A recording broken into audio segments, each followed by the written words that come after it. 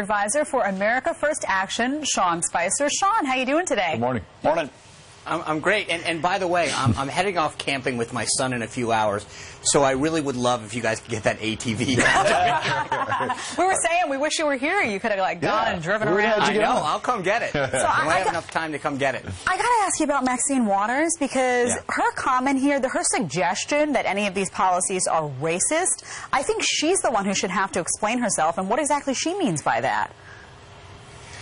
All right, so there's two things. One, this has become the go-to line for everything that the Democrats don't like. We clearly have a crisis at the southern border. I think any objective person with their eyes open can see it. We've seen upwards of 590% increase of people coming over the southern border. At one point in April at the southwest border, we had 109,000 people come over it. We've got to do something about it. And most of the people that are coming over the border who are claiming asylum are what they call economic migrants. They're coming here because they want a better life, something that I think all of us can understand. But we have a legal way to do that, to apply for citizenship, to apply for certain visas, to come here legally, which is what most other immigrants did, stood in line, waited, and did it properly and legally. What the president has put forward is what a lot of other countries do, is look at merit. What does the country need? What is the system to make sure that we do it in a way that properly grows the country and isn't just sort of a free-for-all? So if Maxine Waters has a problem with the president's problem, number one, she needs to acknowledge the crisis we have at our southern border and the problem that the current immigration system creates by this magnet that allows people just to come into the country, claim asylum, and then disappear into the country. But secondly, she should come up with a plan. Right now, the president's leading on this, and she's not.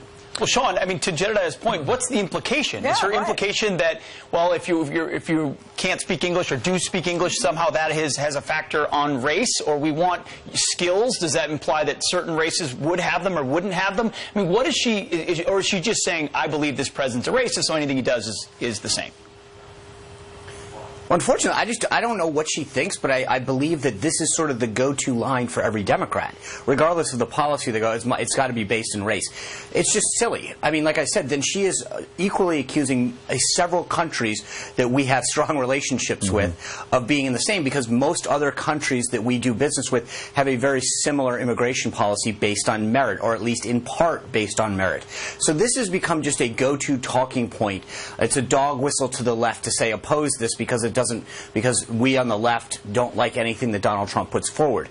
But the reality is that it's sort of grown hollow. They just throw this line out every time.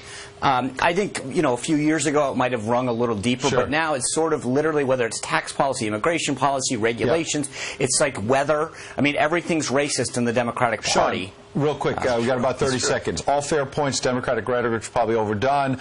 There's a crisis at the border that Democrats didn't want to admit to, and the president's putting forth a merit-based system that a lot of our allies do. You're all right about that. Then why aren't Republicans getting behind his plan? If it's so good, why did even Mitch McConnell put out a lukewarm statement about it?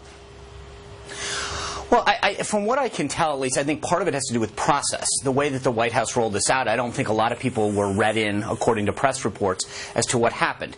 I think as they hear more about the plan, as the president puts forward and his team puts forward, the way in which they see this getting done, I think you will see more and more Republicans get on board. And the other thing is, politically speaking, as we head into an election year, with the House controlled by Nancy Pelosi and the Democrats, I think a lot of folks, especially who are up for re-election or in tough races, are saying, do I really want to go out on a limb on something that Nancy Pelosi is calling dead on arrival? All right. Sean Spicer, we appreciate you coming in. Good luck with the camping trip. Yeah, thanks, guys. Send us a photo. Friends@foxnews.com. We'll put that up. Coming